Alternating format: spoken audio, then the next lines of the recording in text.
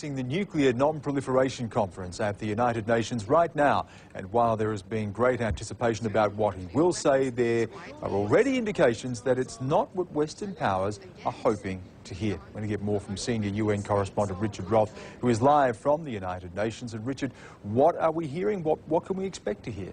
President Ahmadinejad of Iran arrived within the hour here at the United Nations for this month-long nuclear non-proliferation treaty review conference. He's only going to be here for a few days, if that. The president of Iran came here already denouncing the United States for its policies on nuclear weapons. This is the president of Iran arriving at UN headquarters. He's quite familiar with the security guards or UN officials. He's been a regular visit here during the September General Assembly sessions. He's the only head of state to come to this nuclear non-proliferation treaty conference. That's not exactly good news for some Western powers, which are in the middle of trying to get negotiators together to have him sanctioned along with his country. We're having a walkout by the United Kingdom right now. You're seeing from President Ahmadinejad's speech. He's been talking for about 8 or 10 minutes. Most of the countries did not put their main ambassadors at the table. They had just a few note takers. So we saw a rather undiplomatic, but a point being made by the UK delegation leaving the United Nations General Assembly Hall.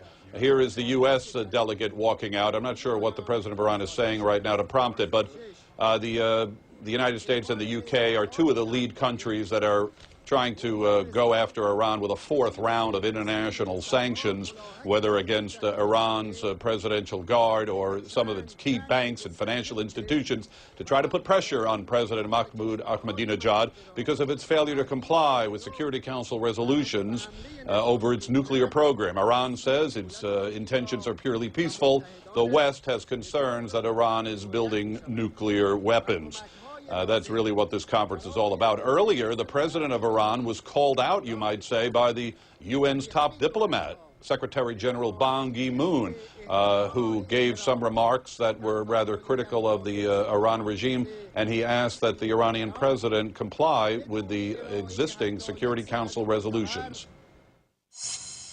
With respect to the Iranian nuclear program, I call on Iran to fully comply with the Security Council resolutions and fully cooperate with the IAEA. I encourage Iran to accept the nuclear fuel supply proposal put forward by the agency. This would be an important confidence-building measure.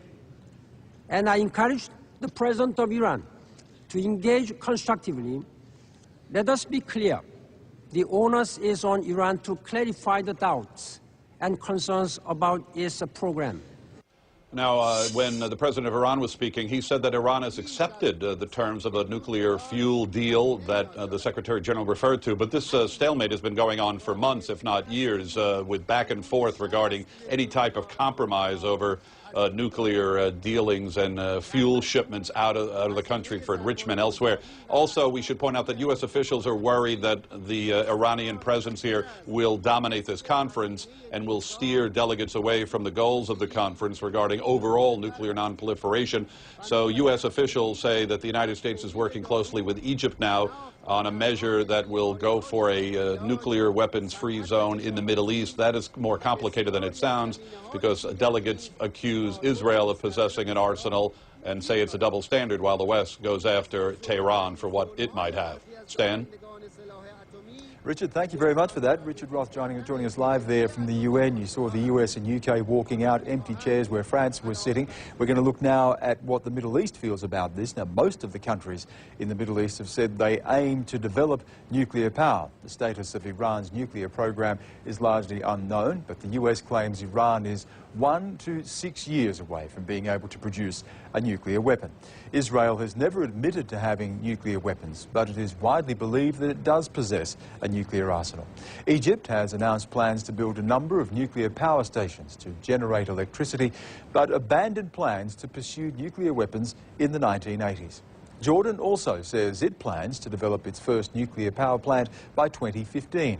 And Saudi Arabia also says it is developing a civilian nuclear power supply and is working with other Gulf